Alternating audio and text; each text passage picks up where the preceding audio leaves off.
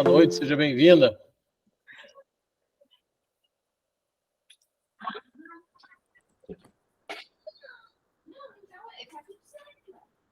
É a Leila, né?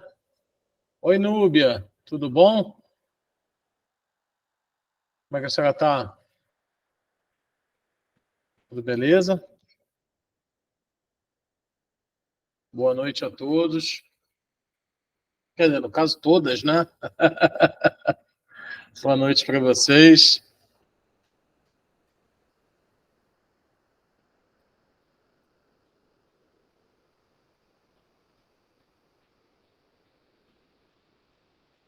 Estou respondendo aqui no grupo, que perguntou se era de história, eu falei que é geografia. Comigo, Hélio Buenaga. Ai, ai, ai. Tá tranquilo, então. Pessoal, seguinte, nossa penúltima aula de geografia. Nessa aula de geografia de hoje, eu vou trabalhar com vocês os desafios, né? Nós já trabalhamos um bocado de coisas aqui durante esse período, e eu separei para a penúltima aula nós trabalharmos os desafios, e a última aula, que vai ser a semana que vem, a gente fazer um apanhadão geral somente com questões. Então, eu separei um material para nós trabalharmos hoje, certo? Pode ser que esse material não termine em 1 hora, tá? Pode ser que esse material não termine em 1 hora, que a gente termine ele antes, aí a gente desconta isso na semana que vem. Aí a gente faz uma aula com questões com 1 hora e meia, um pouco a mais. Tá tranquilo para vocês?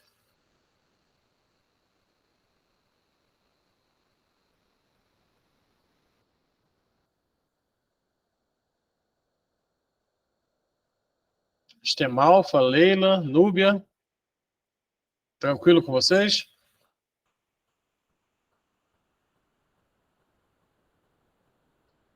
Beleza, tranquilo então. Então, vou começar aqui com vocês agora. Deixa eu começar a apresentar aqui para vocês agora. Tá, então, tá aparecendo para vocês aí, aula 10, os desafios. Para a gente falar aqui dos desafios, né? Eu vou primeiro ter que abordar com vocês o que a gente trabalhou em outros períodos, né? Para a gente entender direitinho o que esses são esses desafios. Como vocês estão vendo aí nesse mapa mental que eu trouxe para vocês aí, que eu fiz, né? Para a gente trabalhar, nós já trabalhamos os aspectos históricos do nosso estado, os aspectos físicos, que é um ponto muito cobrado em provas, certo? Os aspectos humanos, tá?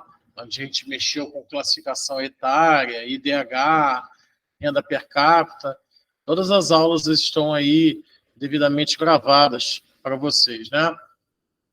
Os aspectos econômicos, foi uma aula até, de certa forma, bem mais intensa, né? A gente trabalhou bastante aí, mexemos muito com a agricultura, com a pecuária, é um tema bastante cobrado. E na semana passada nós trabalhamos os aspectos políticos e fizemos algumas questões sobre essa temática. E hoje nós vamos conversar justamente sobre a questão dos desafios.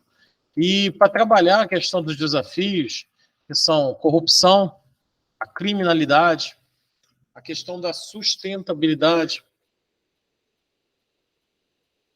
as temáticas relacionadas à habitação, à saúde, à valorização cultural, eu trouxe para vocês nada melhor do que notícias.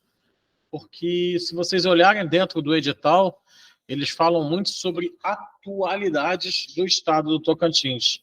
E quando a gente mexe com atualidades, a gente está mexendo com notícias. Boa noite, Boneide. Tudo bem? Seja bem-vinda. A gente mexe com notícias, certo? Então, eu trouxe para vocês aí notícias para nós discutirmos, certo? E conversarmos e trabalharmos a geografia com essa questão de notícias. A primeira sequência aqui que nós temos dos grandes desafios do nosso estado é a problemática da corrupção, né? A corrupção, eu vou começar com vocês conversando sobre o que vem a ser a corrupção. Tá aí, ó. Ação ou efeito de corromper, adulterar o conteúdo original de algo. Ação ou resultado de subornar, oferecer dinheiro a uma ou várias pessoas, buscando obter algo em benefício próprio ou em nome de uma outra. Eita, que corrupção, como dizem, é a causa de todos os males, certo? Então, se a gente for observar direitinho, essa corrupção ela existe muito no nosso Estado. E nós temos um governo do Estado que está aí agora, certo? O nosso atual governador do Estado, o nosso futuro patrão, né? Tudo vai dar certo na nossa vida, e o nosso futuro patrão, ele subiu ao cargo no mandato passado, certo? Por conta de um escândalo de corrupção do governo anterior. Eu não sei se você se lembra que eu comentei numa aula aí sobre aspectos políticos, que nós só temos duas certezas nessa vida.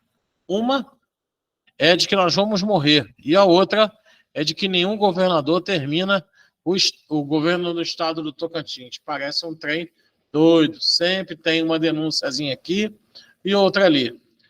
E no governo passado que saiu aí do mandato, né, há um tempo atrás, nesse governo passado, o ex-governador Mauro Carles esteve em muitas notícias relacionadas a essa situação.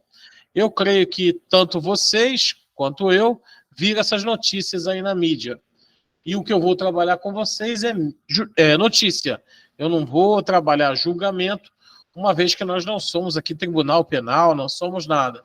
A gente vai só ver o aspecto geográfico, geopolítico, geoeconômico dessas denúncias que acabaram virando o quê? Notícias, né? Então nós temos aí o QR Code à esquerda, no canto superior da tela. Esse QR Code, vocês sabem que eu já deixo para poder vocês irem direto para a notícia, ou seja, é só você apontar o seu celular que você vai diretão aí para essa notícia, tá bom? Dando material lá. E tá assim, ó, ex-governador Mauro Carles, a própria filha e o sobrinho viram réus em ação penal por esquema de corrupção no Plano Saúde.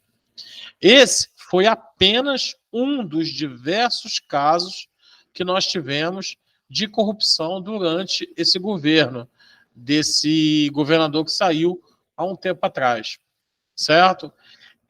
Veja que a gente coloca aí corrupção dentro do Plano Saúde, que é um plano de saúde nosso. Quando eu falo nosso, já nos colocando Leila, Estemalfa, Núbia, Francilene, Ivoneide e eu, Hélio, já nos colocando como funcionários públicos do Estado do Tocantins, concursados, com direito a um plano de saúde, que era o Plano Saúde, certo? E que, infelizmente, tivemos casos de corrupção significativo, certo? Esse foi apenas um dos casos que nós tivemos. Professor, como é que isso aí pode virar pergunta em prova de geografia? O cara pode pegar uma notícia como essa e ele pode fazer uma pergunta para você sobre IDH. Você está lembrado que o IDH, Índice de Desenvolvimento Humano, e ele tem uma relação muito próxima com a parte da saúde, com a parte da educação. E quando um caso de corrupção ocorre, ele afeta direta e indiretamente tanto a saúde quanto a educação. Tranquilo? Essa foi a primeira notícia que eu trouxe para vocês. Alguém quer comentar, perguntar, falar alguma coisa sobre, ou eu posso avançar? Se puder avançar, só dá um joinha aí que eu toco o serviço. Tranquilo? Beleza. Segunda temática que eu trouxe para vocês aqui, aqui, ó. Ministério Público Federal processa ex-presidente do CREA em Rondônia e no Tocantins por enriquecimento ilícito após nepotismo cruzado. Pessoal, não precisa me dizer o que é, não. Só escreve S ou N. Se você sabe o que é nepotismo cruzado. Se você sabe, escreve S. Se você não sabe, escreve N. Só para eu saber aí a posição de vocês. Não. Não. Não. Tá vendo só? Quando eu vi essa notícia, eu falei, eu vou selecionar, porque às vezes a gente deixa passar batido um tema e a gente vê uma coisa dessa, valeu, Núbia, e a gente acaba não entendendo o que está acontecendo. Vamos lá, Ministério Público Federal, bacana, vai processar o presidente do CREA. Nepotismo cruzado. O que vem a ser nepotismo cruzado? Vamos lá, digamos que a Estemalfa é minha filha. Eu dou um emprego para ela. Eu estou praticando nepotismo. Eu não poderia fazer isso. Isso aí é uma coisa que vai contra a ordem pública. Isso aí todo mundo entende. Agora, o pessoal descobriu uma forma de fazer isso, que é o chamado nepotismo cruzado. Agora, vou dar um exemplo aqui. Vamos lá. A Estemalfa é minha filha. A Núbia tem uma filha chamada Francilene. Se eu contrato a Estemalfa, é nepotismo. Mas se eu contrato a Francilene, que é filha da Núbia, e a Núbia contrata a Estemalfa, que é minha filha, eu estou fazendo nepotismo cruzado. Ficou fácil de entender agora? É quando eu contrato o filho de outra pessoa em troca dele contratar o meu filho. Ou o meu parente, não precisa ser só o filho. Perceberam o que vem a ser o nepotismo cruzado? Isso é uma prática que, infelizmente, acontece muito no nosso Estado, certo? E o Ministério Público Federal detectou essa situação e processou os ex-presidentes do CREA, tanto no Rondônia quanto no Tocantins. Por quê? Enquanto ele deu emprego para o filho de uma outra pessoa, parente de uma outra pessoa, a outra pessoa, em troca, deu emprego para um parente dele. Nepotismo cruzado. Presta muita atenção nesse tipo de postura. Em cidade pequena, então, isso acontece e não acontece pouco, não. Certo? Fica aí a dica aí até para na hora de uma redação você ficar percebendo isso. Eu vou fazer assim uma colocação para vocês aí que estão assistindo a aula, que já assistem a aula comigo desde o começo. Vocês conseguiram durante essas aulas perceber que a geografia ela não é só rio, lago, lagoa, clima e relevo? Conseguiram perceber que a geografia vai muito mais além do que isso, certo? A gente está mexendo aí com a geografia de uma maneira bem mais interessante do que somente aquela coisa maçante ali de clima, relevo, vegetação, certo? Mas não deixamos de falar dessas coisas também, certo? Só que a gente tem que entender que isso é o nosso cotidiano. Então, nepotismo cruzado, tema que pode ser observado, cobrado numa prova de vocês, e vocês sabem que isso, infelizmente, acontece no nosso estado. Beleza? Próximo tema que eu trouxe para vocês aqui, olha, esse tema é um tema fervendo para ser cobrado em prova. Pode ser cobrado em prova da educação, pode ser cobrado em prova da Secretaria de Segurança Pública, pode ser cobrado em várias provas como uma temática de atualidade. Não sei se vocês se lembram, certo? Que alguns delegados aqui do estado do Tocantins foram afastados e sofreram um processo de investigação. Agora, por quê? Porque eles estavam atuando contra o governo, certo? O governo do antigo governador, Mauro Carlesse. Então, a Corregedoria da Polícia Civil acabou arquivando a sindicância contra esses delegados. O que acontece? Olha só, tinha corrupção no governo. Aí os delegados começaram a investigar os casos de corrupção no governo. Veio uma ordem do governo para eles pararem de fazer isso. Eles não pararam. Aí o governo mandou fazer escutas e mandou investigar os próprios delegados. para vocês verem até que ponto chegou a corrupção e entenderem o porquê que o nosso Estado está ainda com tanta dificuldade de se desenvolver, certo? Isso é um detalhe aí bastante até preocupante, certo? Para nós que estamos entrando aí no nosso Estado agora, certo? E o que é relevante da gente entender é que, vamos dizer assim, esses delegados eles foram afastados e eram delegados que lutavam justamente contra um outro tipo de coisa que nós vamos conversar aqui hoje. Se lembra lá no mapa mental, quando eu comecei o mapa mental com vocês? O primeiro tópico é corrupção e o segundo é o quê? Criminalidade. E é isso que a gente vai conversar agora. O que é criminalidade, né? Crimes, atos criminosos cometidos, certo? E tende a crescer nas cidades superpovoadas. Professor Hélio, o aluno pode me perguntar, e o que isso tem a ver com geografia? Gente, tudo, absolutamente tudo. A criminalidade, ela interfere na qualidade de vida, que é estudada na geografia. A criminalidade, ela interfere em movimentos migratórios e a criminalidade interfere nas cidades superpovoadas. Ou seja, quanto mais povoado for uma região, maior a tendência de nós termos um excesso de criminalidade. E vocês, Renato, que eu acho que o Renato não está assistindo, eu acho que ele só botou para gravar, Leila, Estemalfa, Núbia, Francilene, Ivoneide, Luana, vocês já perceberam como que a criminalidade cresceu demais no nosso estado? Você já deve ter percebido, certo? Crime atrás de crime, inclusive nós temos aqui no estado também uma presença muito forte mesmo, certo? Das organizações criminosas, como o PCC, Comando Vermelho, já começaram a chegar aqui no nosso estado. E isso acontece, a geografia, exatamente, Ivoneide, a geografia explica isso para a gente por conta da cidade superpovoada. Muitas das vezes, a cidade superpovoada, ela passa por um processo, olha, a geografia, chamado de hipertrofia urbana, que é quando a cidade cresce mais do que deveria. Por isso, olha, hipertrofia urbana.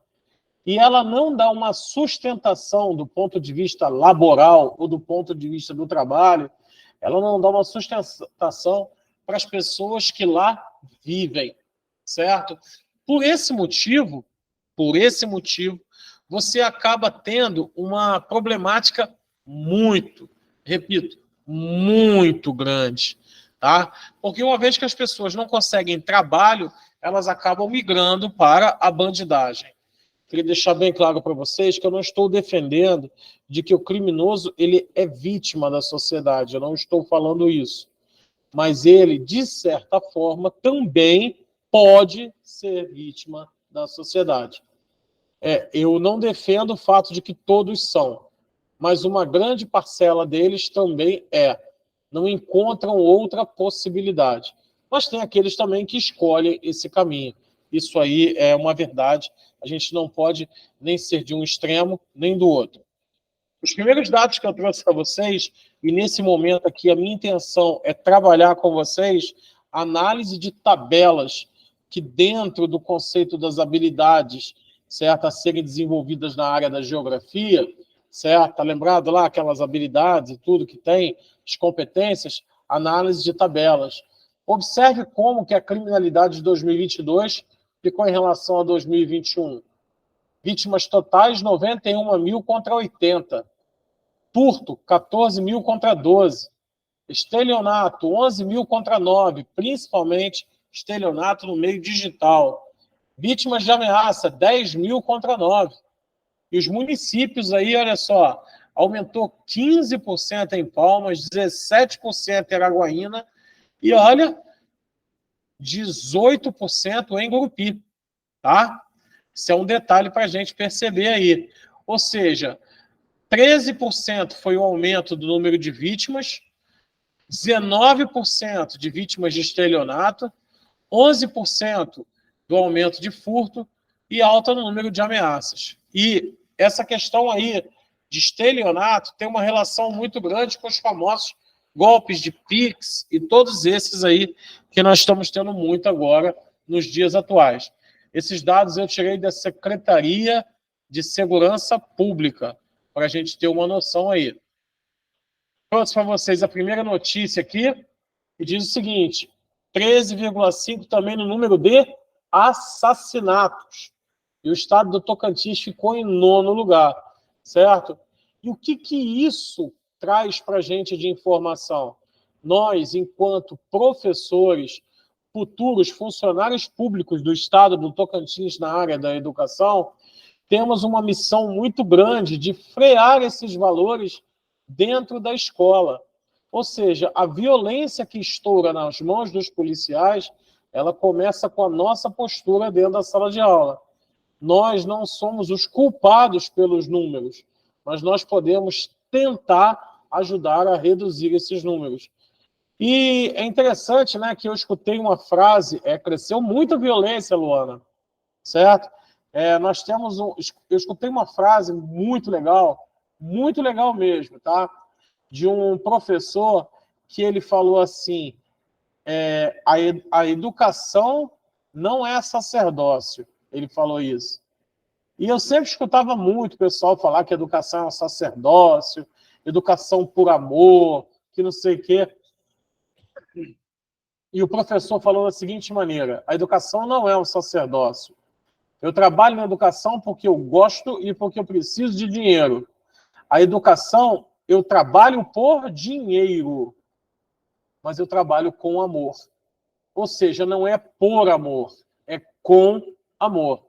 Aí eu achei tão interessante aquilo, e é trabalhando para receber o nosso salário de modo que ele seja digno, é executando o nosso trabalho com amor que nós temos condições de frear esses números. Cara, temáticas, vocês têm uma excelente professora aí de redação, e ler essas notícias e analisá-las como temas de geografia, elas são importantes para nós podermos analisar, por exemplo, a violência nas escolas, a violência nas cidades, o número de assassinatos e de que forma o professor pode auxiliar nesse processo. Tá bacana? Pessoal, a aula está muito pesada ou está indo tranquilo? Está de boa? Eu sei que a temática de desafio ela é um pouco tensa. Tá de boa, Luana? Obrigado. Certo? Então, eu trouxe aqui para vocês essa colocação sobre essas notícias. Trouxe uma outra aqui para vocês. E essa, eu vou só desligar o ar aqui, que está meio frio aqui dentro.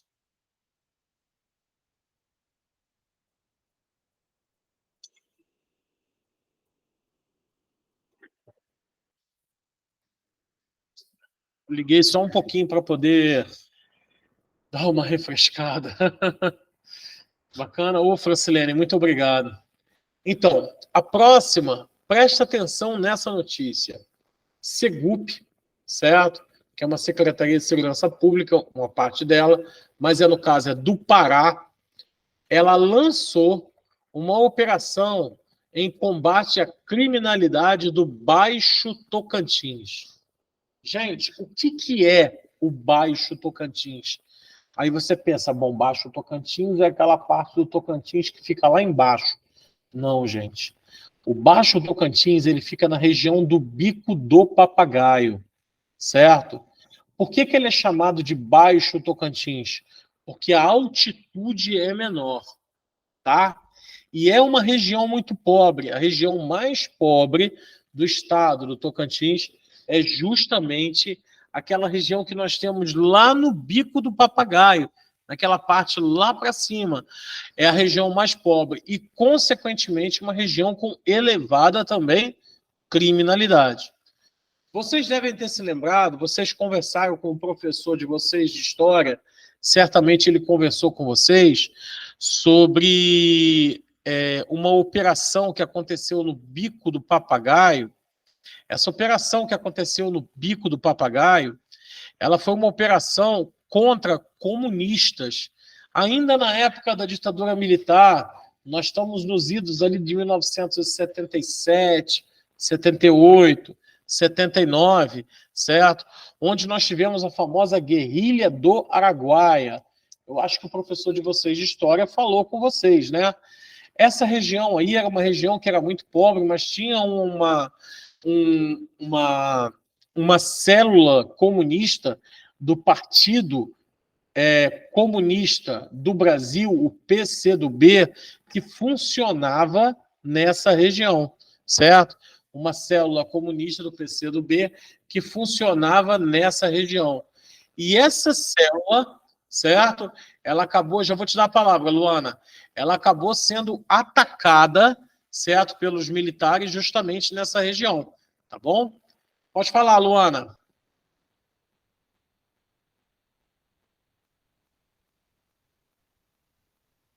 Oi, Luana, pode falar. Ah, não, tá tranquilo, apertou errado, né? Tá de boa, então. Sem crise, eu pensei que você quisesse fazer alguma pergunta, certo? Ela foi atacada lá na região norte do estado. Inclusive, o cara que participou desse ataque, o professor de história deve ter comentado com vocês, ele morreu no ano passado, certo? Ele era conhecido como Major Curió. Então, dentro de história do Tocantins, pode até cair esse tipo de pergunta aí para vocês, tá? A morte do Major Curió, tá? Mas não esqueçam, Baixo Tocantins é a região do Bico do Papagaio. Fiquem muito atentos aí para não ser pego. Vamos lá. Aqui o que eu coloquei para vocês, olha, sobre operações deflagradas para prender membros de facções criminosas. As facções criminosas, elas surgiram no Brasil na década de 1980.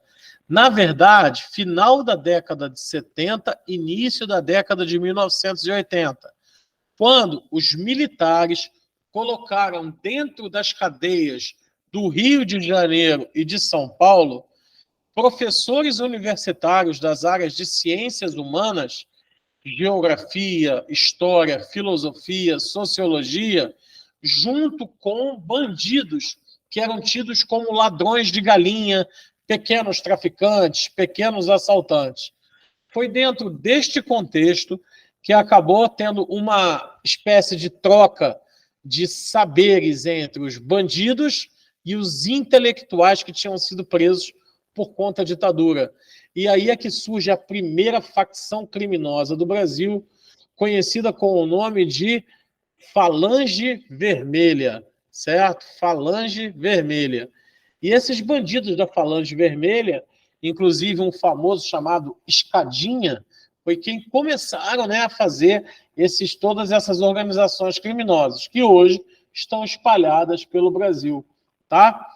Então, nós temos aí uma operação para tentar conter essas facções criminosas em várias cidades do estado. Hoje já é comum você ver letras como ADA, Amigo dos Amigos, PCC, Primeiro Comando da Capital, CV, que é Comando Vermelho.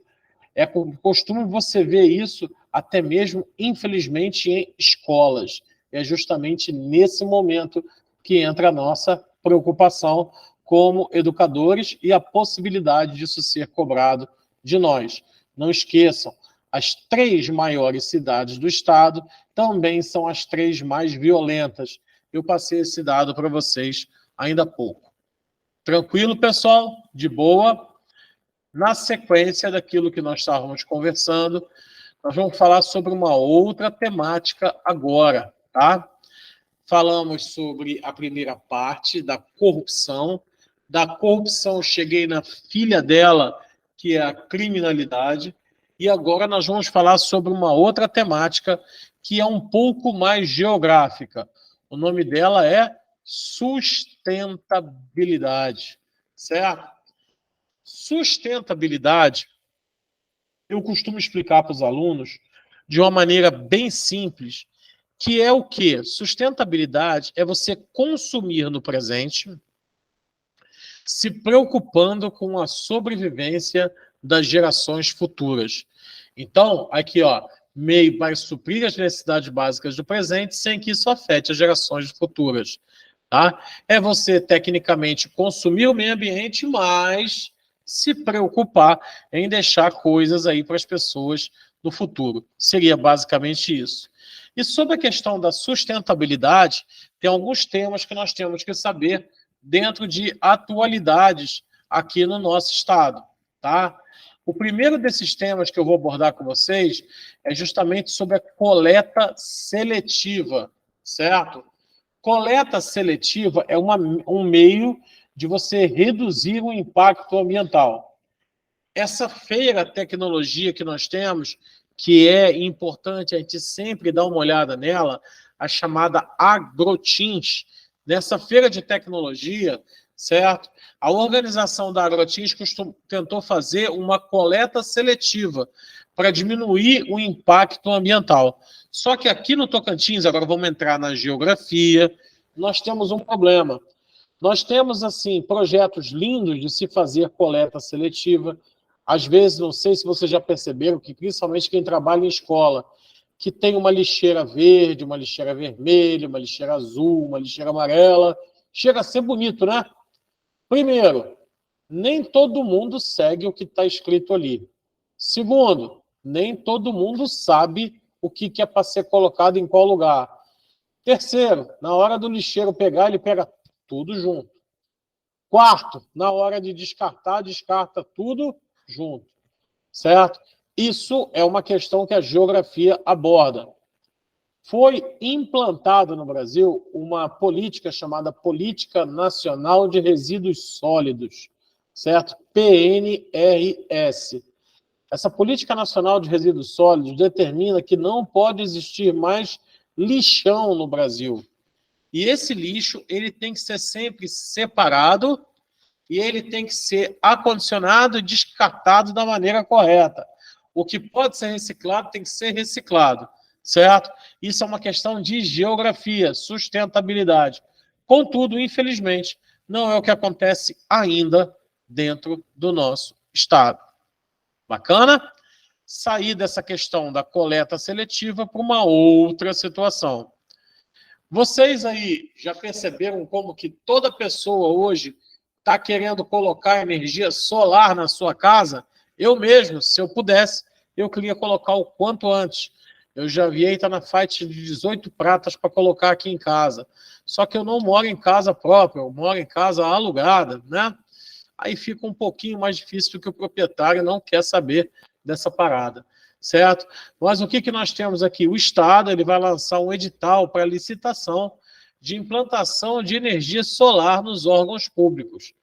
Então, o que vem a ser isso? É uma tentativa do Estado do Tocantins, certo? De diminuir o consumo energético nas unidades dos órgãos públicos.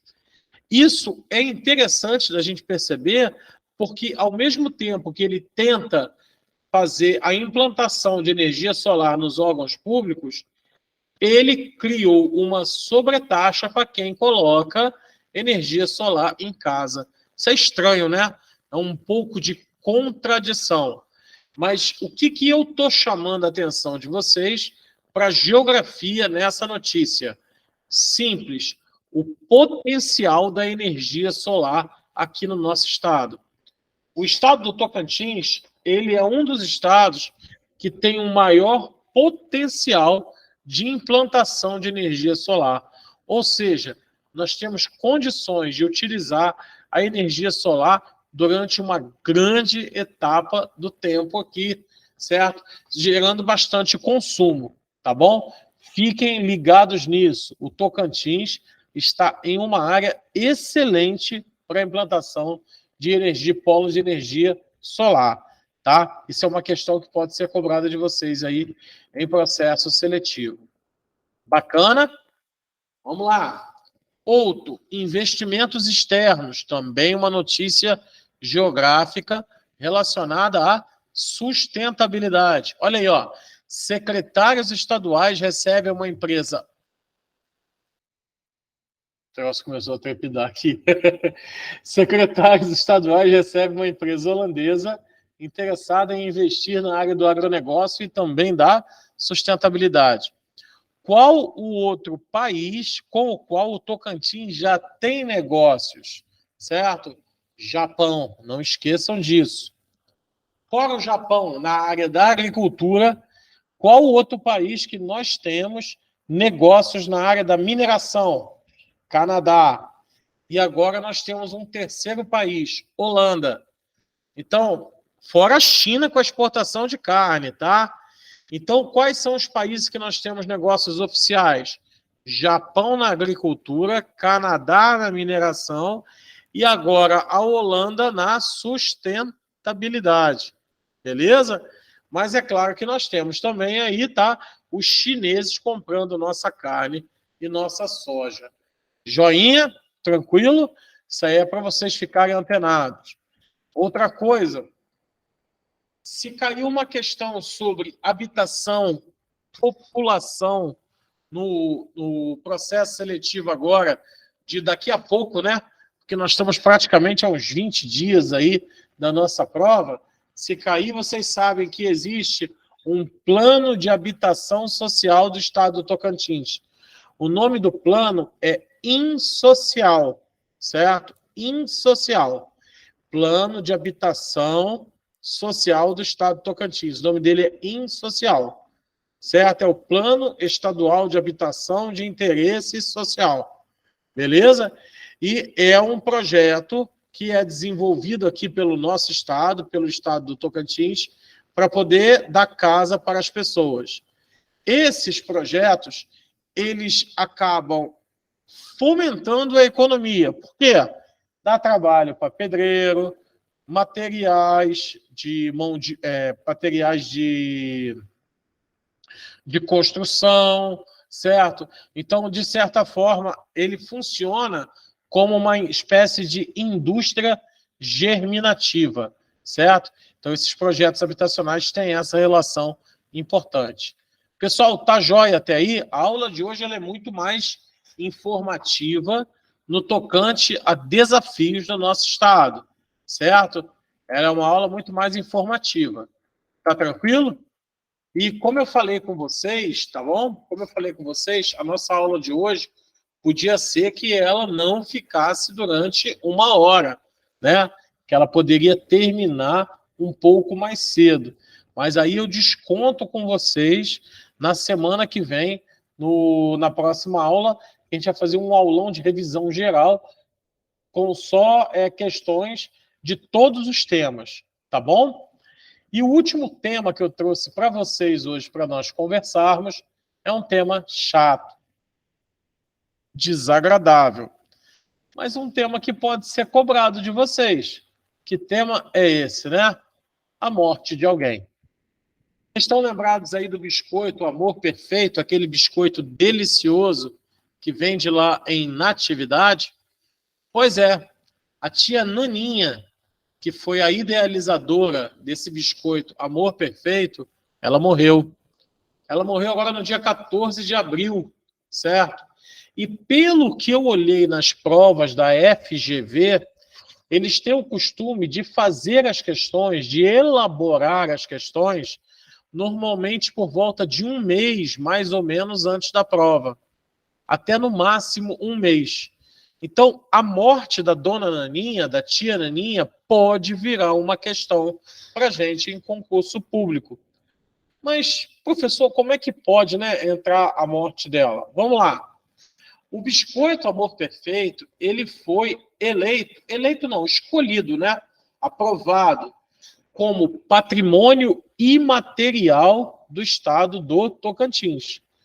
Patrimônio imaterial é aquilo que você não toca, porque não é o biscoito em si. É claro que o biscoito a gente não só toca, como a gente come, certo? Mas no caso você tem o quê? O patrimônio imaterial é a receita do biscoito Amor Perfeito, certo? Então, ele foi definido como patrimônio imaterial do estado do Tocantins. E ela, infelizmente, faleceu, viveu bastante, mas faleceu aos 85 anos no mês passado, no dia 14 de abril, tem mais ou menos 1 mês. Ou seja, mais ou menos aí 2 meses antes da prova. Então, é o tipo da questão que pode ser cobrada. Repito, como? Querendo saber a cidade de onde ela era, certo? Ou seja, onde é que ela formou a vida dela e fez a fama dela? Natividade, certo? E a tia Naninha, ela também teve essa graça, né? Essa felicidade de, antes de ir embora, ela saber que o biscoito Amor Perfeito tinha sido tombado como patrimônio imaterial do Estado do Tocantins. Se vocês não tinham se ligado nessa informação, agora eu tenho certeza que vocês estão ligadas. Tá joia? Tranquilo?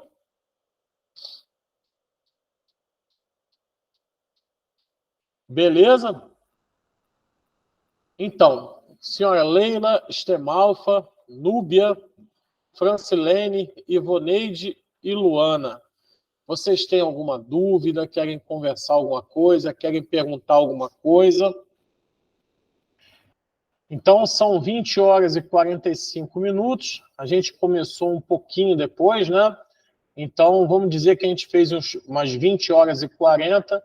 Na semana que vem, a gente faz 1h20, 1h30, só de questões aí, para poder ficar afiada.